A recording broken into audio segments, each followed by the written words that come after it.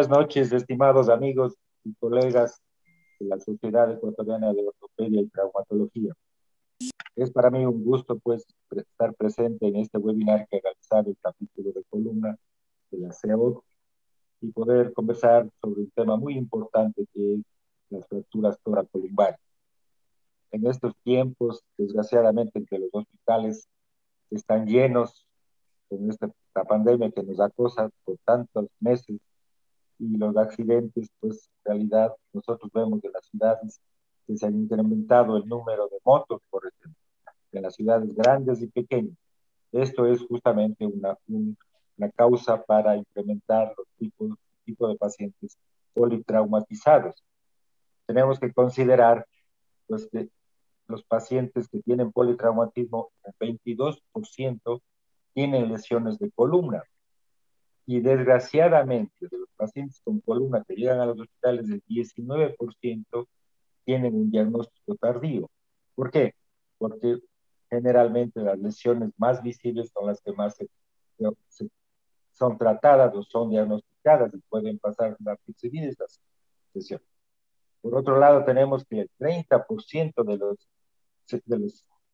de las muertes ocurren en el sitio del accidente con las fracturas de columna y un 10% ocurren en los servicios de urgencia porque, por diferentes causas. Entre ellas, pues porque son un poco retardados y justamente aquí viene el problema. Los servicios de urgencias, de terapias están tan llenos con esta pandemia que se complica.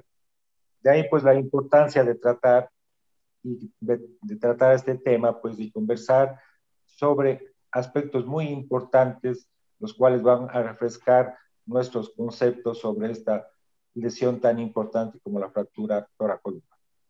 Como invitados para que presenten los casos tenemos en primer lugar a la doctora Diana Masache. Tiene la doctora un diploma superior en salud familiar y comunitaria, es especialista en traumatología y ortopedia en la Universidad del Ecuador en 2011. Tiene un posgrado de cirugía en columna vertebral en Argentina 2012 en el Hospital El Cruce. En cuanto a su perfil profesional, la doctora es médico traumatólogo cirujana de columna del Hospital Pablo Arturo Suárez y de la Clínica TOA. Fue médico tutor del posgrado de ortopedia y traumatología en la Universidad Central del 2011 a 2014. Y actualmente pues es médico tutor de posgrado de ortopedia y traumatología en la Universidad Católica del Ecuador. El segundo panelista pues es el doctor cuencano, doctor Juan Diego Mora.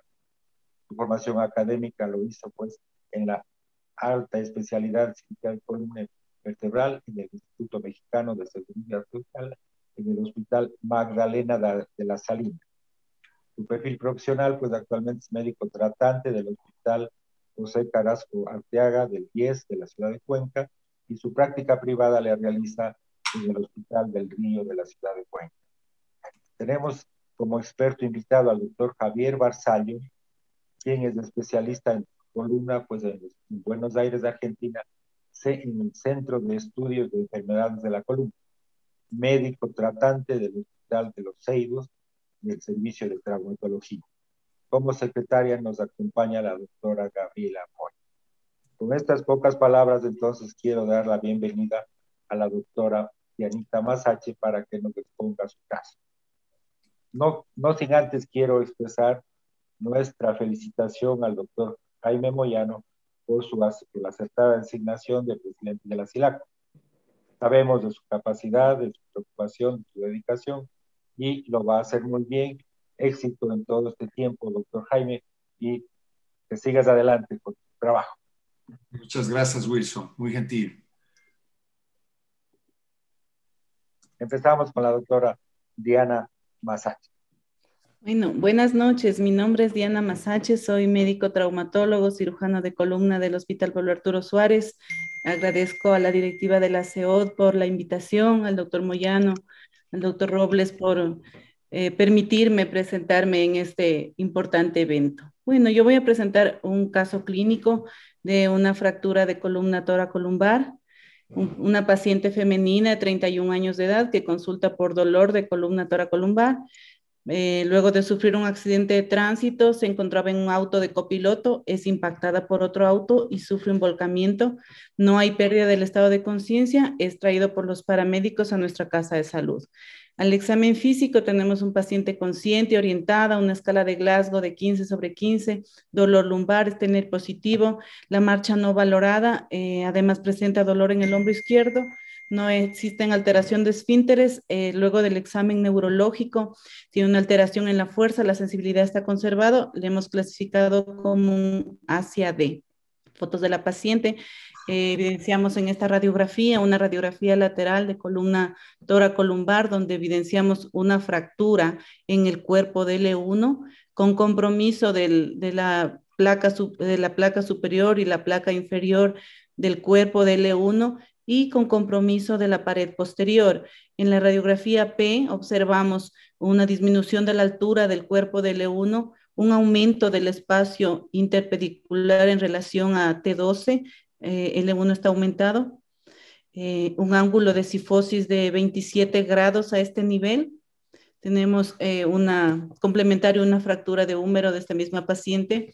En este estudio de tomografía evidenciamos claramente que tiene la fractura a nivel de los dos platillos, tiene un fragmento que está en retropulsión hacia el canal con una conminución importante. Esta es la tomografía con reconstrucción que nos permite ver un poco más a detalle la fractura. Tenemos un estudio de resonancia donde evidenciamos a este nivel que la columna está, la médula está sana. Sin embargo, a nivel de foco de fractura vemos un compromiso importante del canal con edema medular a este nivel. En sí, haciendo un resumen del caso, tenemos la paciente femenina de 31 años de edad con accidente de tránsito con un Asia D. Aquí las imágenes. Paola, ¿podríamos empezar para hacer la primera pregunta?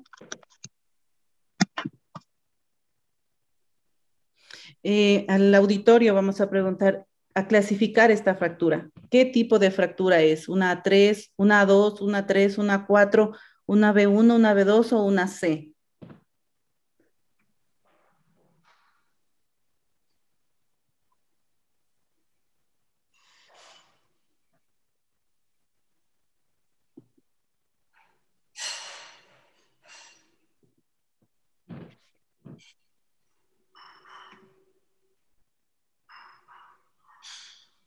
Tenemos por el momento un 36% de votaciones. Podemos esperar todavía un minutito más si es que ustedes gustan para poder acceder a la totalidad.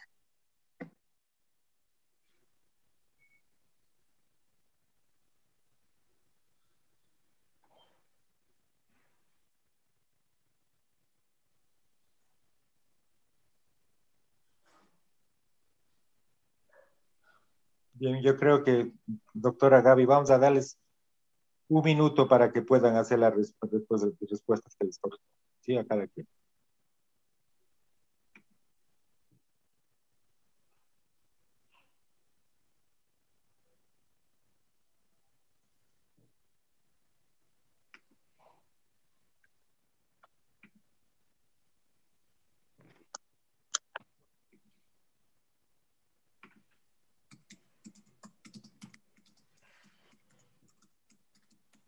Tenemos un 60% de votaciones. Comparto los resultados. A ver.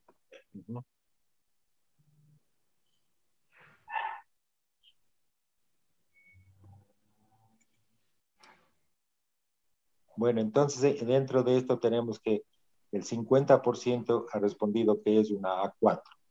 ¿Sí? Podemos continuar con Claro. la segunda pregunta, doctora Gabriela, por favor.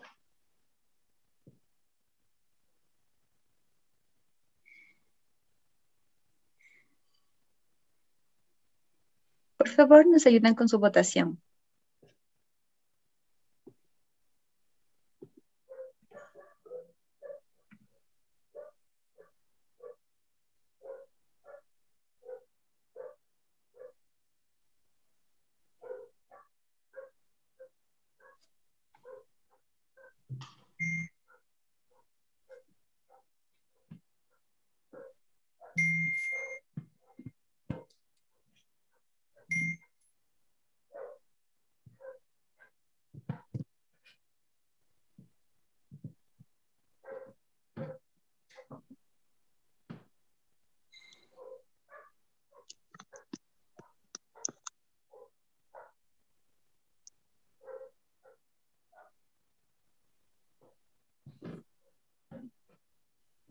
Estamos con 48% de votaciones. Procedo a finalizar y comparto resultados.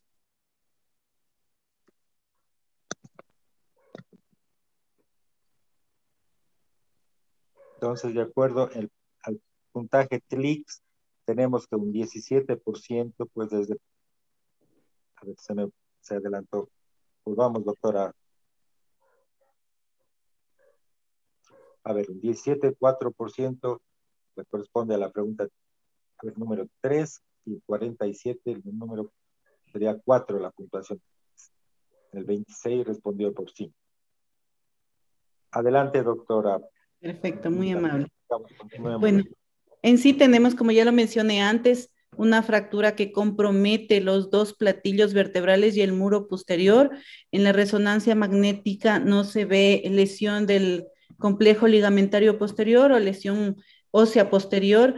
Vemos un compromiso importante del fragmento hacia el canal medular. Sabiendo esto, hemos tomado en cuenta con la clasificación de la AO, compartimos con el auditorio, la hemos clasificado como una A4. En la clasificación de TLIX le hemos clasificado por ser compresión un punto, más un punto más por ser estallido. Tiene lesión desde las raíces de L2 hacia abajo, tiene una compresión medular importante, le hemos colocado 3 puntos por una lesión incompleta del cordón, sería un TLIX de 5. Y hemos tomado en cuenta también la clasificación de McCormack. Si bien esta clasificación no es muy utilizada, nos da un puntaje dependiendo del grado de conminución. En nuestra fractura tiene 2 puntos en relación a la conminución, en la posición de los fragmentos 2 puntos, en relación a la deformación sagital, 2 puntos. Con esto hemos llegado al diagnóstico de una fractura del cuerpo vertebral de L1, de la clasificación de la AO, es una A4, con un componente neurológico N3, TLIX 5 y con la clasificación de McCormack que nos da 6 puntos, más un hacia D. Además, adjuntamos la fractura subcapital del húmero izquierdo. Entonces, con estos datos quisiéramos que nuevamente la doctora Gaby nos presente, por favor, la nueva pregunta para realizar al auditorio.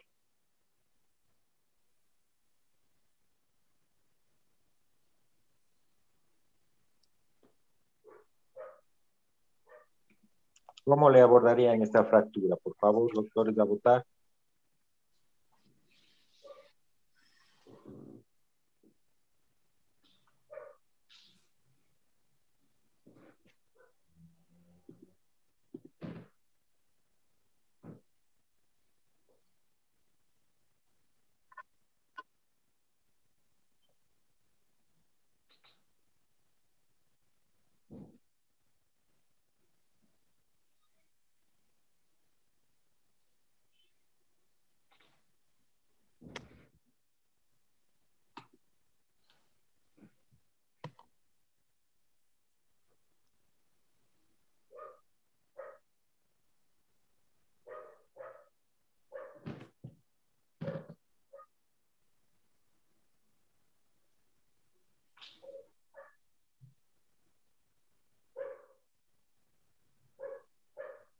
A ver, Gaby, ¿nos puede dar la respuesta, por favor? Bien, entonces el 13% respondió por vía anterior, la mayoría, el 63%, pues por vía posterior y el 23,3% combinado.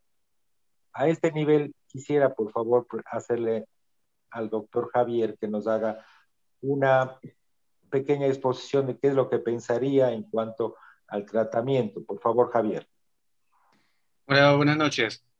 Esto aquí es una fractura tipo A4 que se encuentra justo en la charnela a nivel de L1. Y no hay ningún compromiso de los ligamentos, el complejo posterior está intacto. Yo lo abordaría por anterior. Sería solamente una corpectomía anterior, le pondría un implante en esa zona. No, solamente le haría un abordaje anterior, nada más. Una vía anterior. pues, ¿por qué no abordaría por vía posterior, Javier? Quisiéramos escuchar su criterio, experto. Para hacerlo en la vía posterior, o sea, al ser la charnela justamente, o sea, la unión dora-columbar, tendríamos mucha predisposición a la cifosis. Yo no me iría, si fuera por vía posterior, no me iría solamente hasta T12 y L1, tendría que subirme un poco más hasta T11, bajarme hasta L2 para evitar la cifosis más que nada. Básicamente por eso. Y aparte que tengo el complejo posterior totalmente intacto, entonces no le veo más, me iría más hacia lo anterior porque es lo que tengo más comprometido. ¿Qué le parece, pues, bueno, un criterio sobre el ligamento taxis que podría, pues, ser beneficioso haciendo por una vía posterior? ¿Qué opina usted sobre esto? Sí, sí, o sea, el ligamento taxis sí yo lo usara, pero siempre y cuando fuera un nivel un poco más alto. Pero ya a nivel de la charnela sí soy un poco más cuidadoso en que se me vaya la cifosis después. Bien. Es más que nada por eso, por la unión T12L1. Continuemos con la doctora Diana, por favor, Diana. Bueno, hay que tomar en cuenta en el tratamiento de estos pacientes. Sabemos que es una lesión del tipo A con déficit neurológico, entonces nuestra propuesta es hacia cirugía. Hay algunas indicaciones para la cirugía por vía anterior, por vía posterior, y por vía anterior sería para realizar una corpectomía con descompresión, un injerto estructural y una osteosíntesis.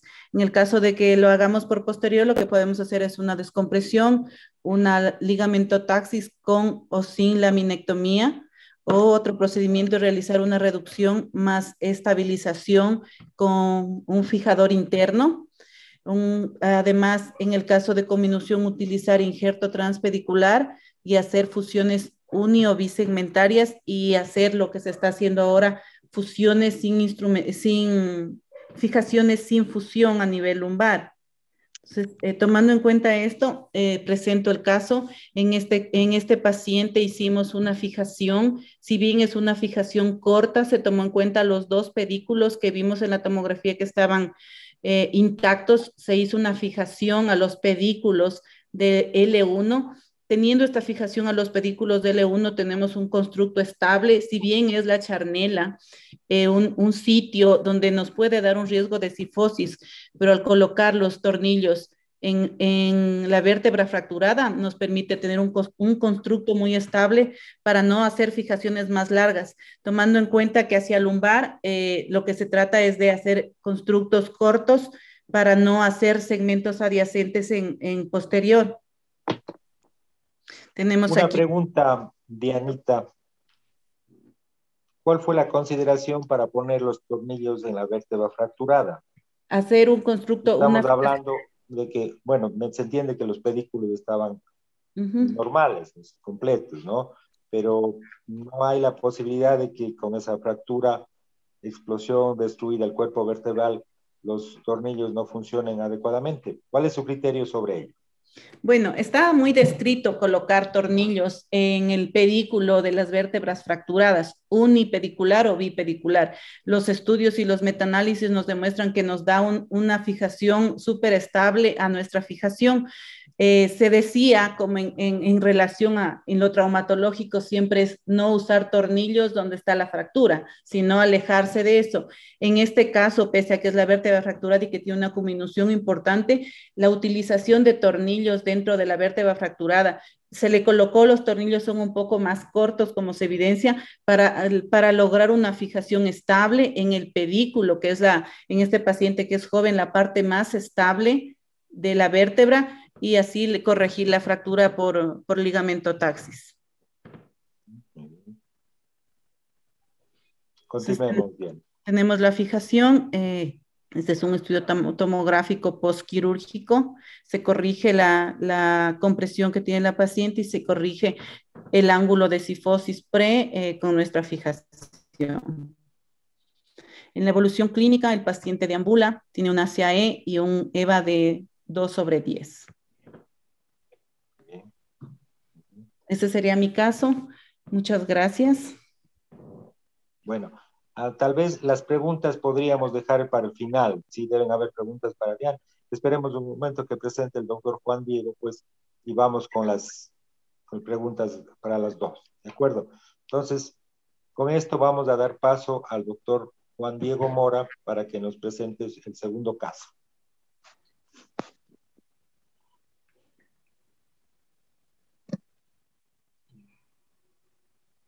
Adelante, Juan Diego.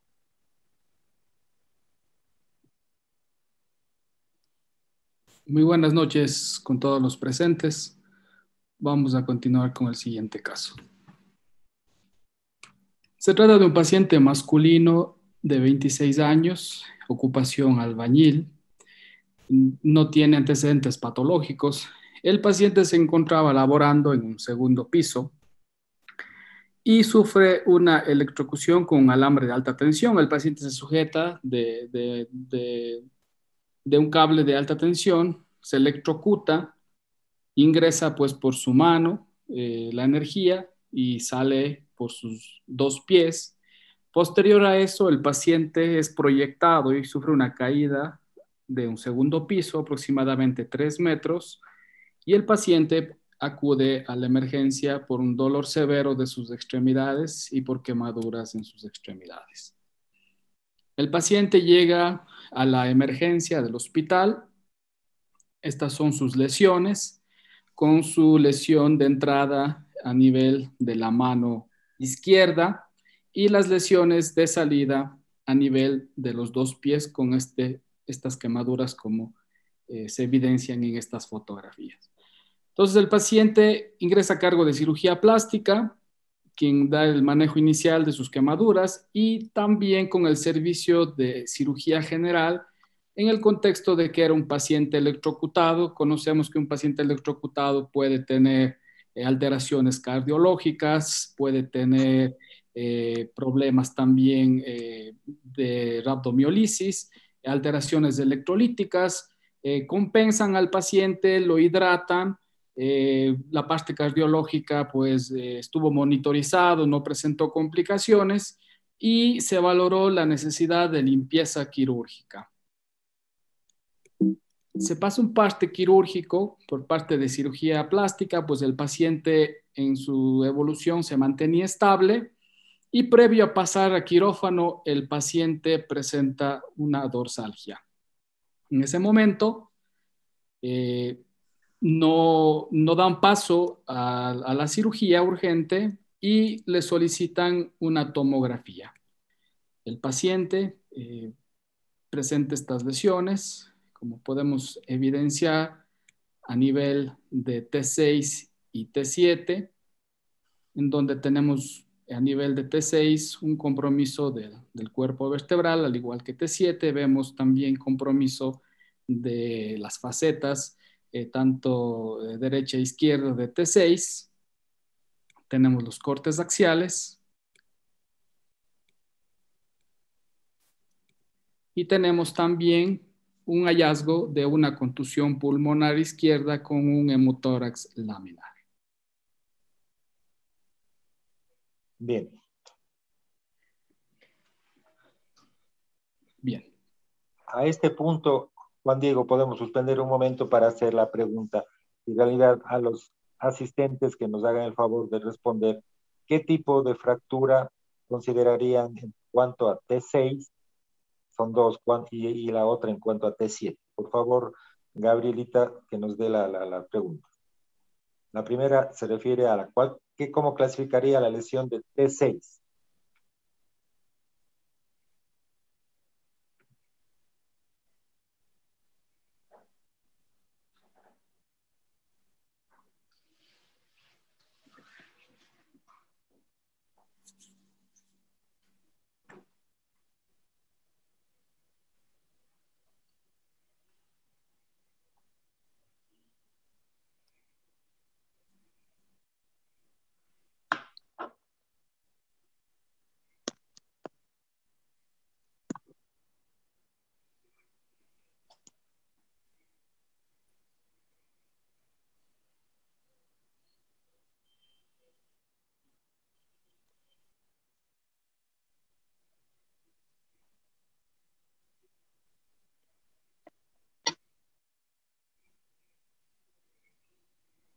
Bien.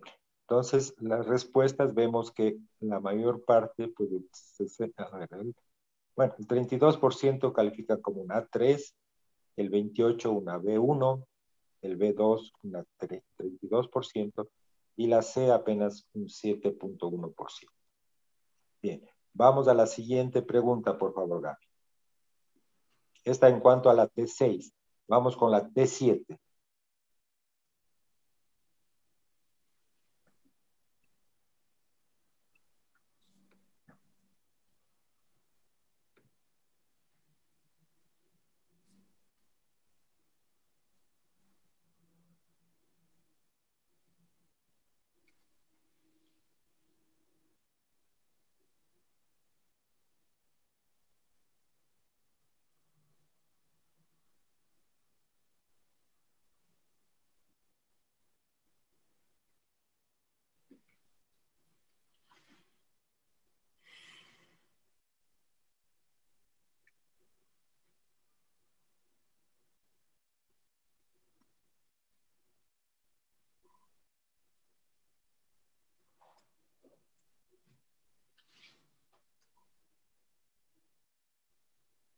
Veamos las respuestas, por favor, Gaby. La mayoría, pues, se decide un 46% por la A3, el 23% por la B1, el 26.9%, el 27% por B2 y apenas un 3.8% por C. ¿Sí? Yo quisiera hacer una pregunta a Javier en este sentido. Vemos que la pregunta en cuanto a la T6 hay bastante diferencia. Quisiera que nos aclare un poco por qué esa variedad en la observación de los asistentes, por favor. ¿Me puede dar su criterio, Javier?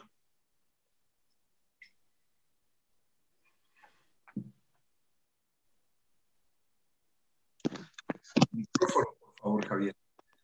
¿Me escucha, Javier? Perdón, tenía el micrófono apagado, estaba hablando con el teléfono, con el micrófono apagado. Decía que en cuanto hicimos las preguntas de clasificación de T6 y T7, pero en la T7 vemos que hay una bastante diferencia en cuanto a clasificar.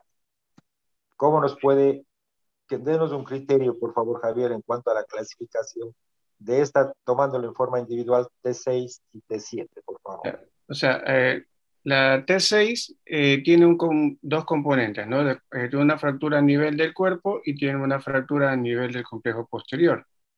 A nivel del cuerpo se ve que están los dos platillos afectados, es multifragmentaria y también tiene un compromiso ahí a nivel a nivel de la lámina, o sea, en toda la parte ósea. Entonces, seguramente por eso viene la confusión de que muchos piensan, la clasifican solamente como A y otros solamente como B, ¿no? Se la podría clasificar como una B y con un componente tipo A, al menos yo la clasificaría así. Supongo que por eso es tanta diferencia que hay entre las clasificaciones. Muy bien. Bueno, continuemos, Juan Diego, por favor. Bien.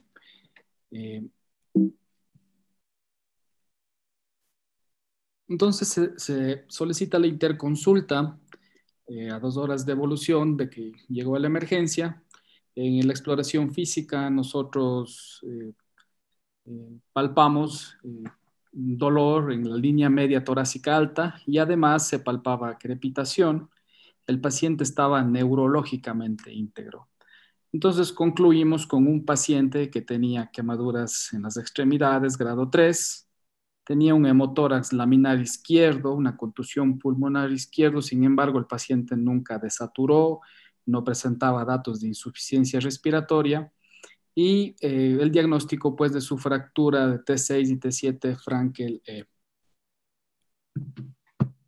En cuanto a cómo lo clasifiqué, pues igualmente, como comentaba el doctor Barzallo, lo clasifiqué como una fractura tipo B2, T6, tanto T6 como T7 es más evidente a nivel de T6 por el compromiso del complejo posterior con una lesión facetaria bilateral de T6 y también un compromiso pues a nivel de estructuras posteriores a nivel de T7. Juan Diego, aquí quisiera que en la anterior, por favor, que nos explique qué es lo que le llama la atención en estas tomografías de la parte posterior a nivel de espinosas.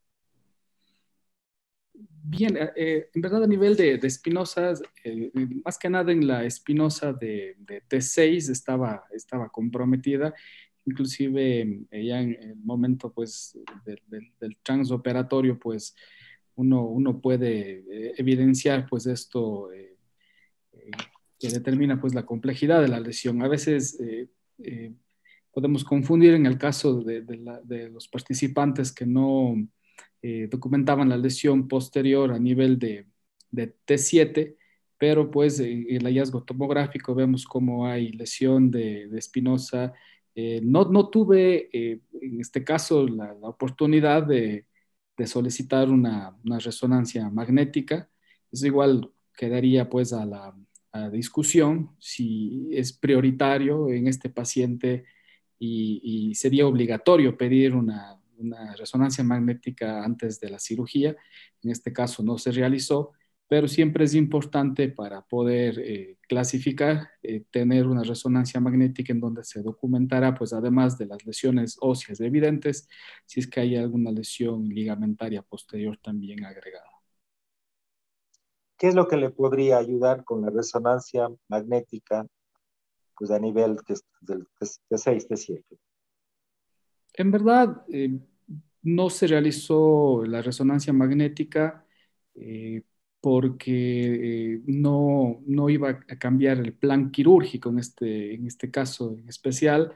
Idealmente debemos llevar siempre el mensaje que este tipo de pacientes tienen que hacerse una tomografía y una resonancia, dependiendo pues también de las condiciones generales del paciente. Recordemos que era un paciente electrocutado, era un paciente que tenía que pasar al quirófano urgente pues por sus quemaduras y también pues con su contusión torácica, ¿no? Realmente realizar una resonancia no iba a cambiar mi plan quirúrgico, sin embargo eso no quiere decir que no se tenga que realizar, se tiene que realizar para documentar muy bien cómo están las estructuras posteriores y también pues documentar, a pesar de que se ve a nivel de T6 una leve retropulsión de fragmentos en un 10 a un 15%, documentar pues también si hay algún componente discal o algún efecto a nivel medular, pero el paciente clínicamente estaba íntegro. Muy bien. Continuamos. Bien, entonces aquí damos paso a las siguientes preguntas. Esperemos. A ver, Gabriela, por favor, hagamos la tercera pregunta.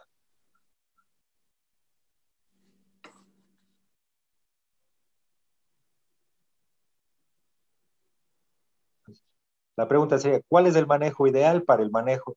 ¿Cuál es el manejo ideal para el manejo en la fractura de T6? Cirugía urgente en conjunto con cirugía plástica las primeras 24 horas. Cirugía temprana menos de las 72 horas. Cirugía diferida más de 72 horas de acuerdo con la evolución de las quemaduras y el estado general del paciente. No se opera, manejo conservado. Por favor, quisiéramos las respuestas de los asistentes.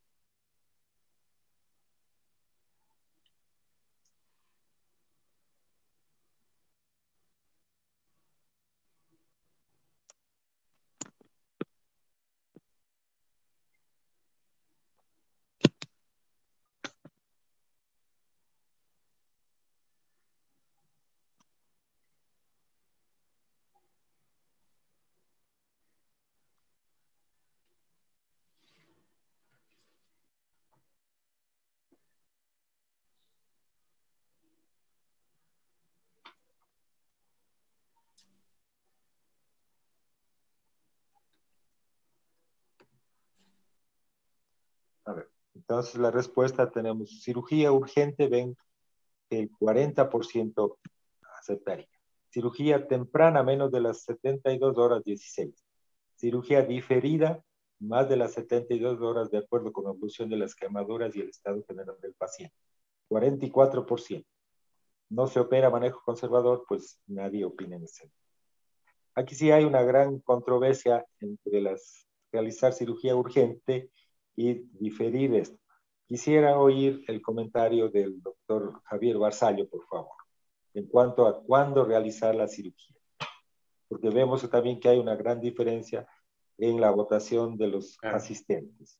Sí, yo estoy de acuerdo con la mayoría, de que primero verificar partes blandas, esperar a ver que no se infecte, que cirugía plástica haga todo lo que tenga que hacer, porque si bien es una fractura de 2 vértebras, el paciente se encuentra estable, ¿no? Está con un Frankel era, ¿no? Sí, sí estaba íntegro.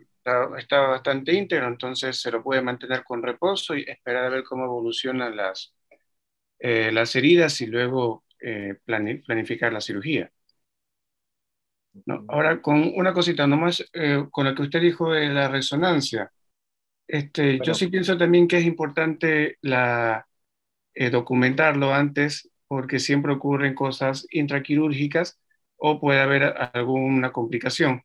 Y es siempre tener un respaldo de cómo estaba antes de la cirugía y cómo estaba después.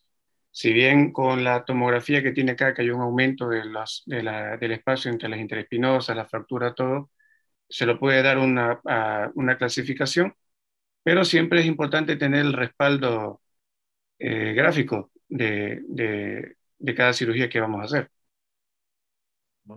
Actualmente hay criterios en que dice que incluso el control de daño realmente puede hacerse ya con la cirugía de la columna en las primeras horas. ¿Qué opinaríamos de esto, Javier? Sí, sí, pero para control de daños, pero aquí en este caso el paciente no tenemos mayor control de daños que hacer. El control de daños sería más que nada para la parte neurológica o alguna lesión a nivel local. Aquí el control de daños sería ya más que nada por cirugía plástica. Bueno, y evitar complicaciones también hablamos, ¿cierto? A la larga, sí. Sí, sí, por Del supuesto. reposo, de la hospitalización. ¿Qué opinas, Juan Diego, sobre esto? Bien, yendo a tomar las decisiones sobre este caso, era un paciente que tenemos que enfocarlo como un paciente politraumatizado. En primer lugar, como menciona el ATLS, siempre las lesiones musculoesqueléticas son grandes, distractoras, ¿no? Siempre nos vamos sobre lo más evidente y en este caso las quemaduras eran lo más evidente. Si bien el paciente llegó pues muy angustiado, pues con quemadas su mano, sus dos pies, que era lo que más le preocupaba, de alguna forma minimizó su dolor torácico, ¿no? Y eso confundió de cierta forma también al servicio de emergencias. Sin embargo, se realizaron pues todas las radiografías habituales en un paciente, pero al no presentar el paciente clínicamente un dolor importante al ingreso y que se fue evidenciando en lo posterior, se obvió, ¿no?, este diagnóstico.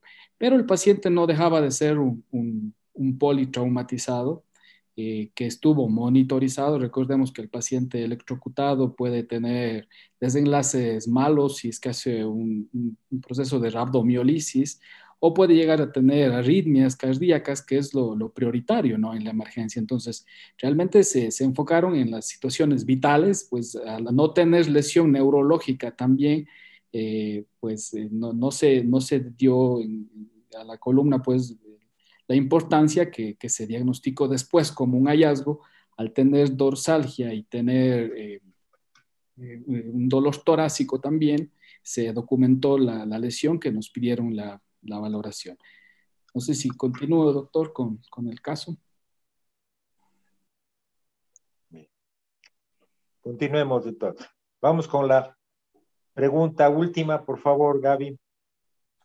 El doctor Edison Pueblo nos pregunta que si al hacer la cirugía diferida se complicaría tomando en cuenta el second hit de un control de daños. Posiblemente él piensa que se pueda llegar a complicar el caso. Entonces, si es que entramos en el second hit, tendríamos que diferir la cirugía por más tiempo y si es que esto sucede, ¿habría algún riesgo en integridad neurológica del paciente? Bien, respondo, doctor Wilson.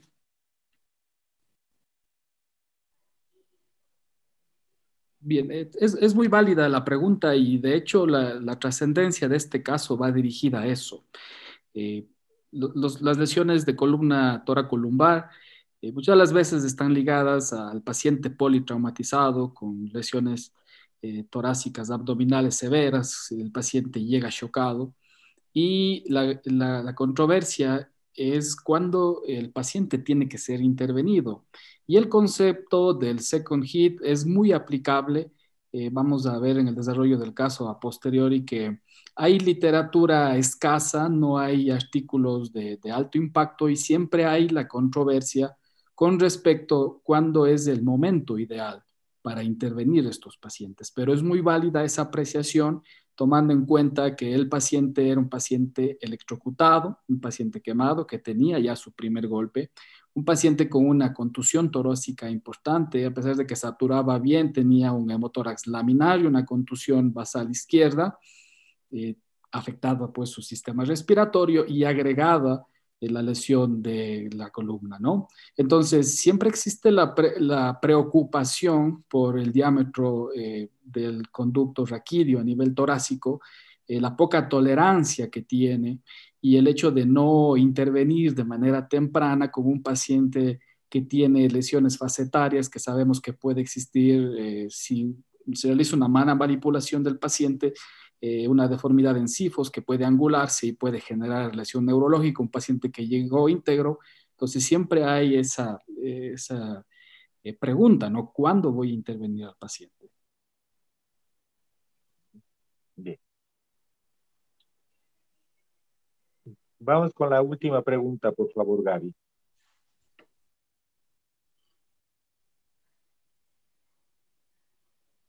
¿Cuál es la mejor opción quirúrgica? Abierta, instrumentación y artrodesis. Abierta, instrumentación sin artrodesis. MIS sin artrodesis. MIS con artrodesis. Por favor, amigos, a votar.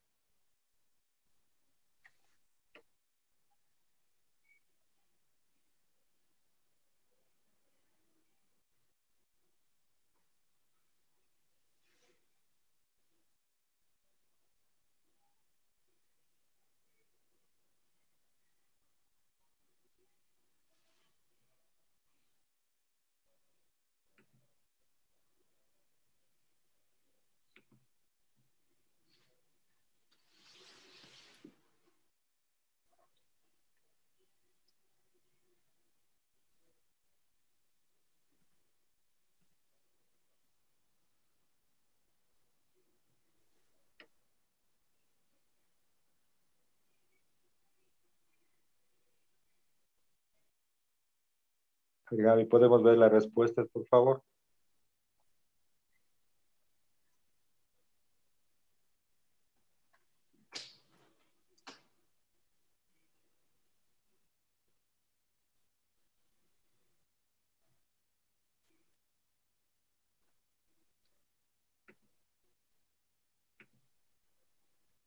Bien. La mejor opción, pues el 51% hablan de reducción de cirugía, instrumentación y artrodesis. Un 20% pues abierta, instrumentación sin artrodesis. Un MIS sin artrodesis un 10% y MIS con artrodesis un 17%. Entonces vemos que francamente pues la mayoría opina de una reducción, una abierta, una instrumentación. Adelante, Juan Diego. Bien. Entonces, ¿cómo lo clasifiqué? Pues como una lesión tipo V2. El análisis que realicé en este caso fue, pues, cirugía plástica necesita hacer un desbridamiento quirúrgico, una cirugía no muy demorada, eliminar todo el tejido quemado y dejar, pues, tejido viable para posterior injerto. El paciente estaba en su sistema pues, respiratorio estable, nunca se descompensó. Entonces decidimos hacer un manejo conjunto a las 8 horas de lesionado el paciente. Su parte cardiológica también nunca presentó ningún tipo de arritmia, la CPK-MB no se elevó demasiado, entonces decidimos hacer un manejo conjunto. Entonces, inició cirugía plástica, su tratamiento quirúrgico, y posterior realizamos nosotros la instrumentación de T4 a T9 y realizamos una astrodesis. El paciente a las 72 horas fue dado de alta, no se quedó hospitalizado por situaciones muy personales del paciente en cuanto al seguimiento de sus lesiones, de sus quemaduras. Se decidió que daría continuidad a su manejo por la consulta externa para un posterior ingreso para sus injertos definitivos. El paciente se fue con antibiótico, profilaxis, y a los 10 días se ¿Qué iba a tipo de monitorear. injerto usaron, Juan Diego? Esto fue matriz ósea desmineralizada. Sí. A los 10 días, pues estábamos siempre monitorizando al paciente, entonces me envían estas fotografías que empieza a salir un exudado purulento a través de los puntos, de las grapas. Pues manchaba diariamente. Y pues a nivel del tercio medio y el tercio distal, a los 10 días, pues no cicatrizaba y estaba más bien dehiscente. Se le pidió laboratorios y el paciente presentó leucocitosis, BCG, PCR elevadas. Y bueno, la preocupación de qué pasó, por qué se infectó. Entonces uno es ahí cuando recapitula y dice, pues vamos, ¿cuál fue la causa para que este paciente se infecte? Si uno hace lo mismo, utiliza el mismo antibiótico profiláctico, tenía pues el riesgo de al haber lesiones en pies y manos, que esa sea la puerta de entrada también a una infección. Lo que se hizo fue llevarlo a quirófano posteriormente, y se hizo un desbridamiento. Entonces, aquí también cabe la pregunta de cuando yo tengo injerto óseo, y si se me infecta, tengo que ir hasta eliminar todo el injerto para que se pueda superar la infección. El momento que quitamos los puntos superficiales, había una dehiscencia franca del tercio distal de la herida, y hacia proximal estaba conservado, y el exudado se mantenía sobre la fascia. ¿Sí? No fue una infección profunda. Tomamos cultivos, se cultivó estafilococo aureus, era resistente a oxacilina, resistente a vancomicina y sensible a clindamicina y sulfas. Entonces, no retiré el injerto, no llegué a debridar hasta la parte profunda, sino en el tercio distal de la herida. Realmente la fascia limitaba la infección, por eso no decidí abrir toda la herida, sino quedarme en la capa más superficial y cultivar. La evolución del paciente estuvo 10 días hospitalizado con manejo antibiótico, y posteriormente pues cirugía plástica colocó sus injertos, y la evolución de la infección ventajosamente fue hacia la mejoría, ¿no? Fue finalmente una infección superficial del sitio quirúrgico. Entonces, analizando y en retrospectiva definiendo por qué se infectó y cuál fue el origen de la infección, hablando justamente con el concepto del politraumatizado, porque el paciente politraumatizado tiene que ser manejado de manera diferente. Las decisiones son diferentes que el paciente que tiene únicamente la lesión de columna. Entonces, el primer golpe el paciente lo recibió por su electrocución, sus quemaduras profundas y también su lesión torácica. Y el segundo golpe lo di yo. Lo dimos pues en conjunto con cirugía plástica, que era algo pues realmente que la parte de las quemaduras tenía que resolverse de manera urgente, que tenía que hacerse un desvidamiento, eso no podía esperar. Y realmente la gran pregunta es, ¿tenía que operarse la columna en esas primeras horas? La decisión mía fue justamente evitar un riesgo neurológico y favorecer a la recuperación del paciente. Un paciente que no podía utilizar su mano, no podía levantarse a caminar, un paciente que tenían que estarlo movilizando, curando. Entonces mi lógica fue instrumentarlo pronto para que pueda rehabilitarse pronto. ¿Qué nos dice la literatura? Los artículos mencionan que realmente la inestabilidad que condicionaría una cirugía urgente realmente es principalmente la inestabilidad neurológica. Un paciente que tenga un déficit neurológico, que esté politraumatizado, siempre y cuando esté en condiciones que la cirugía no exponga un riesgo mayor al paciente que lo condicione a fallecer. Sin embargo, hacer una cirugía en las primeras 24 horas está demostrado que aumenta la mortalidad del 2.5 al 7% en las primeras 48 horas. ¿Cuáles son las complicaciones que existen en estos casos cuando se opera en las primeras 24 horas? Infecciones del sitio quirúrgico, neumonías y embolismo pulmonar. Y la cirugía diferida, ¿qué quiere decir esto? Que se espera el primer golpe, se estabiliza al paciente y posteriormente se opera al paciente. ¿Qué riesgos puede tener operar de manera diferida? Pues si un paciente tiene lesión neurológica, no hay cómo movilizarlo, la presencia de úlceras, infecciones, estancia en UCI prolongada. Está demostrado que si usted opera pronto al paciente, tiene estancias hospitalarias y de UCI menores. Sin embargo, no hay en los artículos de evidencia completamente contundente sobre cuál es el momento ideal para intervenir. ¿Qué nos dice la literatura sobre hacer mínimamente invasiva versus abierta? Las ventajas de la mínimamente invasiva: menos sangrado, menos tiempo, menos agresión, y evitamos ese segundo golpe tan temido en pacientes politraumatizados. Tiene limitaciones, sí, para realizar la reducción y para realizar las gastrodesis. Sin embargo, tanto en cirugía abierta como en cirugía mínimamente invasiva, la literatura menciona que el índice de infección es igual, hasta un 7.3%. ¿Cuál fue el mensaje final que me llevé de este caso? Realmente creo que lo ideal con este caso para evitar que se infecte hubiese sido esperar a una cirugía diferida en las primeras 72 horas, probablemente esperar 1 o 2 días, pues manipular con cuidado al paciente para evitar su lesión neurológica, y cuando superemos este primer golpe y documentado por laboratorios, realizar ya una cirugía definitiva.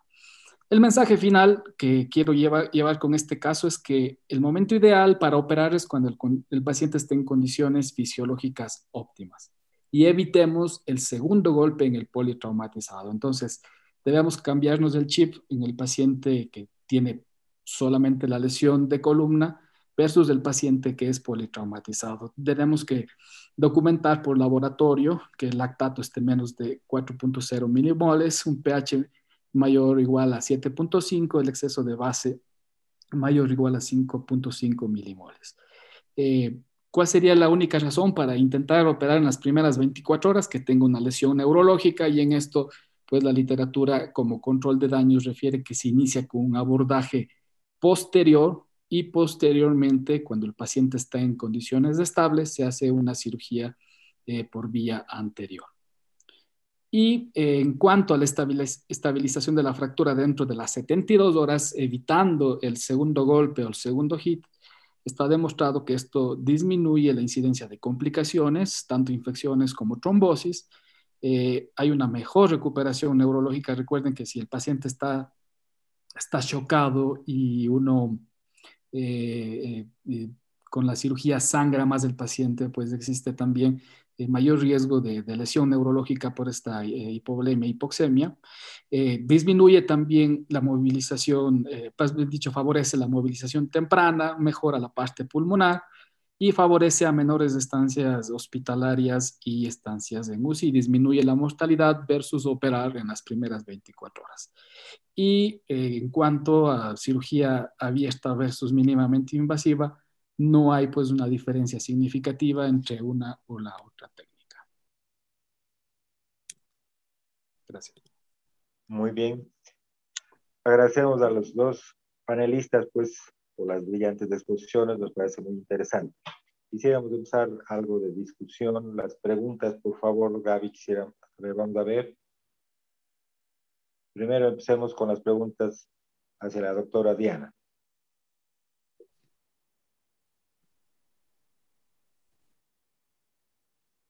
Por el momento no tenemos ninguna pregunta por parte de los asistentes del doctor Muñoz. Y hacia el doctor Juan Diego.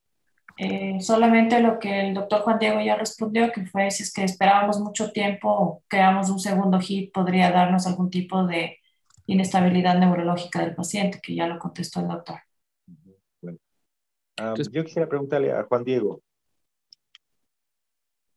en cuanto a la cirugía que hizo a las 8 horas, pues, ¿por qué no se esperó un poco más de tiempo para ver cómo evolucionaba el paciente cuatro veces?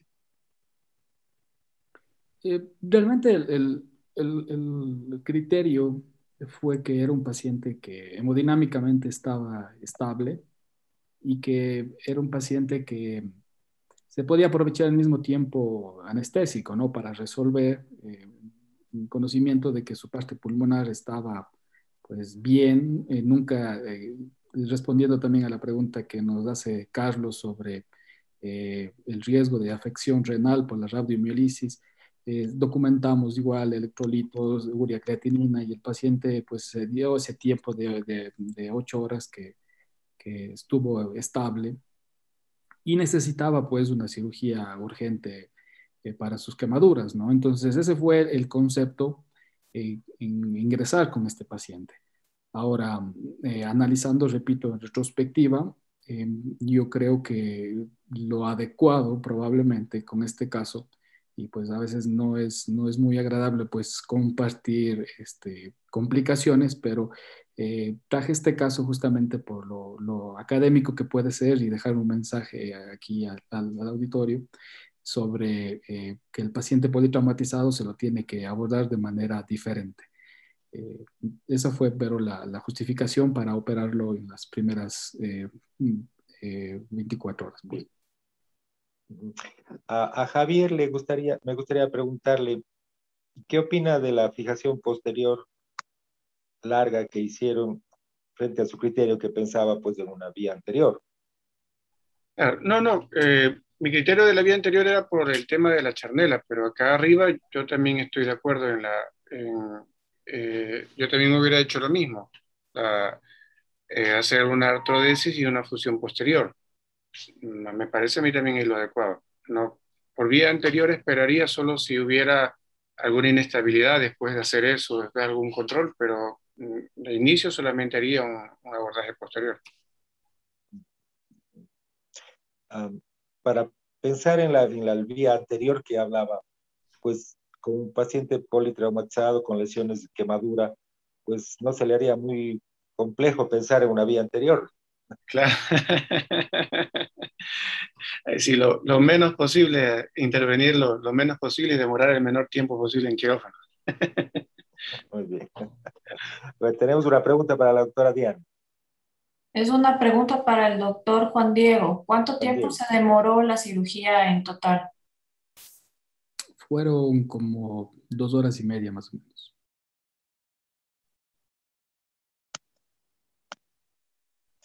Estuvo, Juan Diego, complejo la reducción de las fracturas. No estuvo difícil, sin embargo, el pedículo de T5 del lado derecho no se documentaba bien en el tag inicial, pero estuvo también lesionada la faceta. Me dio un poquito de problemas, pero no fue difícil la reducción y pues todo, no sangró mucho tampoco, no, realmente no tuvimos inconvenientes. Muy bien. ¿Alguna otra pregunta, por favor? Los panelistas. Yo tengo una pregunta para el doctor Juan Diego. Sí, doctora, a las órdenes. Doc, en la fractura que nos presentó T7, T8, el panel en el auditorio la clasificaron como una A3. Mi pregunta era, durante el proceso quirúrgico, ¿encontró usted alteración en esta vértebra como para clasificarla como una B2?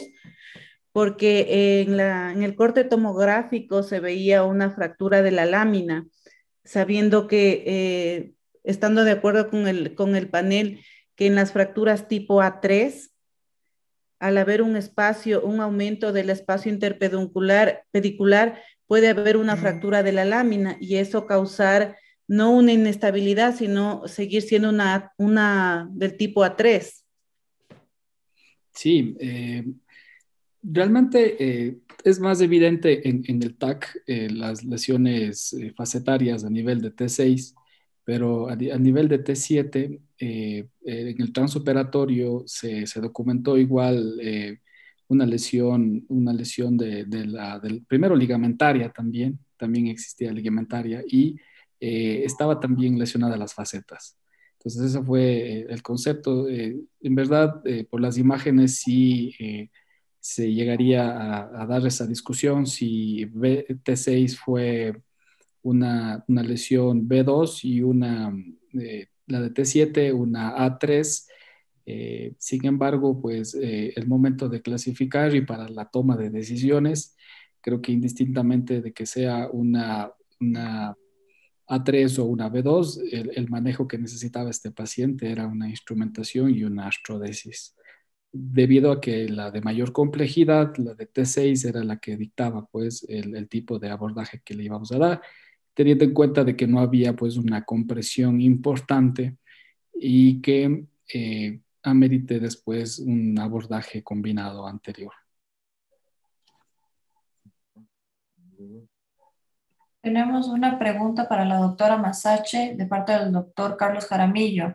Doctora Masache, ¿utilizaría usted inductores óseos para mejorar el tratamiento que tuvo con su paciente?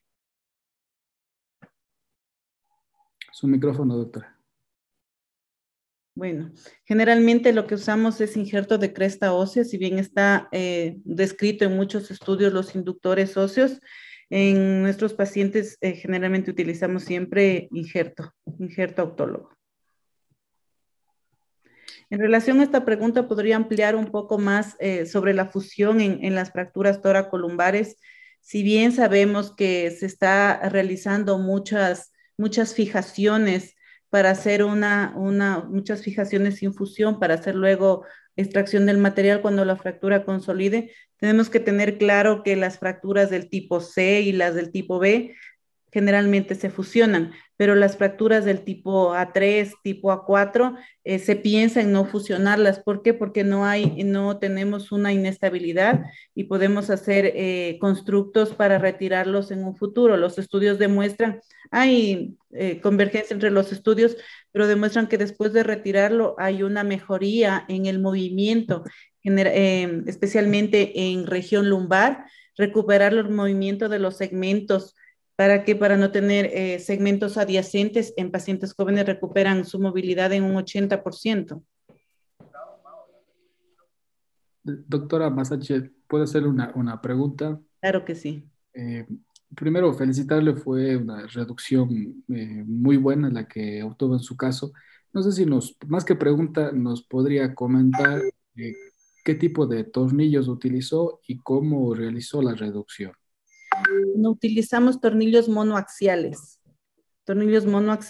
y realizamos la reducción. Se lo hizo inmediatamente, o sea, no inmediatamente, a las pocas horas de la cirugía, se realizó una hiperextensión antes de la cirugía para mejorar la reducción y se le realizó con tornillos monoaxiales. Muchas gracias. ¿Qué es lo más indicado para este tipo de doctora Diana, Doc? una pregunta para usted. En el caso hipotético de que no hubiera conseguido una buena ligamento, una reducción de los fragmentos hacia canal con la ligamento taxis, ¿cuál fue su miedo después? ¿Qué pensaba si es que hubiese pasado aquello? Bueno, si no se hubiera conseguido una reducción del fragmento por vía posterior, pues lo que sigue es hacerle una vía anterior, teniendo incluso ya una fijación posterior. ¿Qué hacer con esos tornillos que están en el pedículo de la vértebra fracturada? Hay estudios que describen tornillos cortos en el pedículo para poner un cilindro con injerto en la parte anterior del cuerpo. Si no, si hubiera logrado una reducción y el estado del neurológico del paciente continuaría igual, se realizaría un abordaje por vía anterior. ¿A qué tiempo lo pensaría, doctora? Bien. Bueno, si se lo realiza y no hay ningún cambio en el estado neurológico, se lo haría enseguida. Para el doctor Juan Diego, el doctor Sotomayor pregunta si es que en su cirugía usted realizó la minectomía y si es que fue así, ¿en qué nivel? No realicé la minectomía. Y para usted también, doctor Juan Diego, en el caso de su paciente, el doctor Álvaro Ceballos dice que si es que su caso fue más considerar el procedimiento como un early total care más que un damage control. Y si es que en algún momento usted utilizó la escala de IS, que es la que se utiliza en el caso de hacer damage control. Sí, realmente este paciente estaba, pues vamos, por sus condiciones fisiológicas buenas, era un paciente estable, no era un paciente inestable, ni tampoco era un paciente borderline. Muy oportuna el análisis de la escala de ELISIS, que pues realmente pues el pronóstico empeora cuando es mayor de 15, ¿no? O sea, se debería realmente utilizar siempre en todo paciente politraumatizado y dependiendo de sus valores, tomar las decisiones adecuadas para el paciente.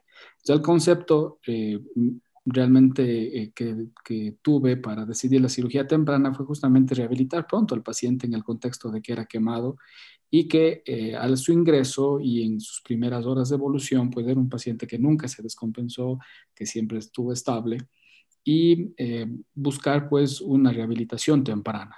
Sin embargo, considero que tenía que haberse enfocado, y esta es la parte académica pues del caso, como un paciente politraumatizado y decidir el mejor momento y apegado a la literatura, el momento adecuado de este paciente tenía que haber sido como una cirugía en las primeras 72 horas, evitando el segundo hit del paciente.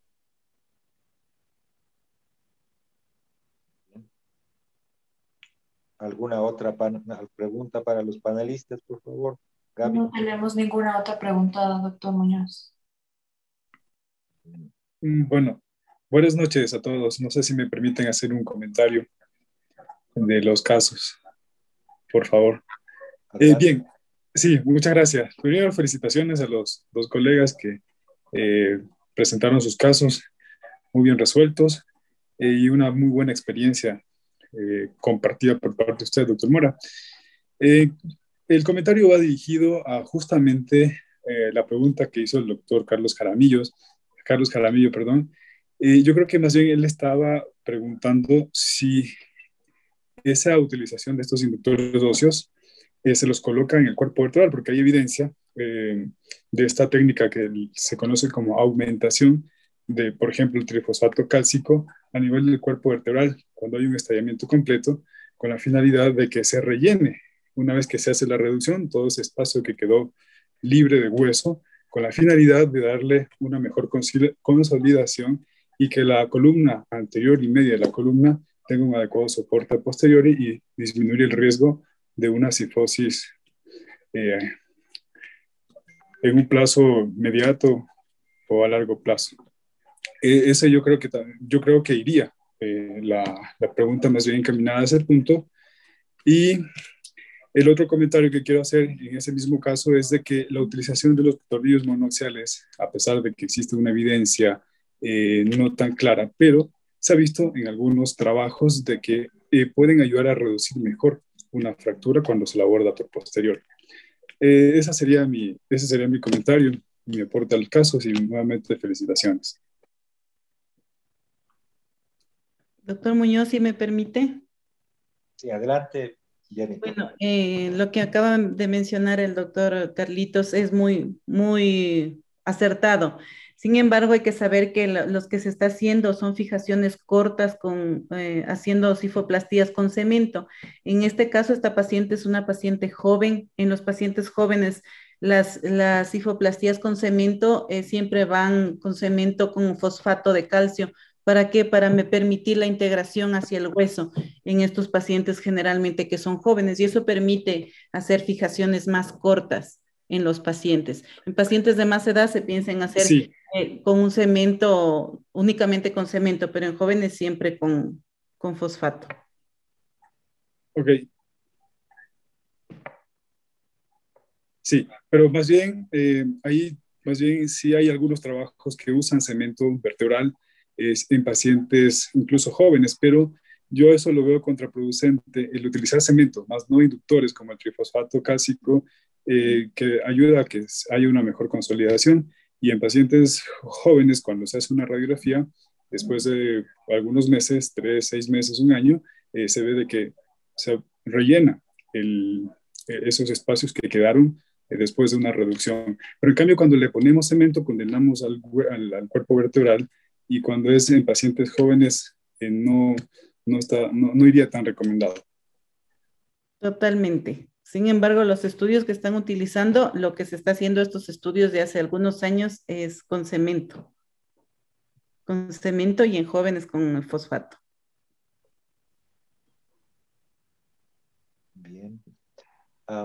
Pues algún otro comentario, tal vez Javier quiere hacer un comentario sobre los dos casos, por favor. El doctor Moyano quiere dar una opinión, doctor Muñoz.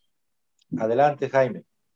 Muchas gracias. Y yo me sumo a la felicitación de todos los integrantes del panel y en especial de la doctora Masachi y el doctor Mora, que han presentado unos casos que permiten la discusión y sobre todo nos aportan en cuanto a cómo debe realizarse el manejo del paciente fracturado con lesiones asociadas o politraumatizado. En estos casos, la clasificación per se no es lo más importante. Lo más importante es el análisis en conjunto del cuadro clínico, por supuesto el estudio de imágenes, el cuadro neurológico, las comorbilidades, la situación específica de cada hospital en cuanto a equipos diagnósticos, por ejemplo, si cuenta o no con resonancia, que no es 100% obligatoria, es deseable, pero la falta de una resonancia no nos puede contraindicar una cirugía. Y también, por supuesto, el tipo de instrumental que tiene el hospital y la experiencia del médico en tal o cual tipo de osteosíntesis o tipo de abordaje. Yo creo que es este análisis ponderado y tranquilo de todos estos elementos el que va a dar un resultado satisfactorio en el manejo del paciente. Y por supuesto, como bien lo ha dicho la doctora Diana y el doctor Juan Diego Mora, analizar un plan B o analizar cómo resolver una complicación como una infección, etcétera, que en ese caso fue superficial, pero de todos modos debe ser bien manejada para evitar que se haga profunda. Yo creo que ambos casos nos han dado mucha enseñanza para todos los que hemos asistido a este webinar. Gracias, Jaime, por tu comentario. Bueno, entonces a este punto yo también deseo agradecer pues, a los dos panelistas por sus brillantes casos, muy explicativos, de mucho aprendizaje para llevar.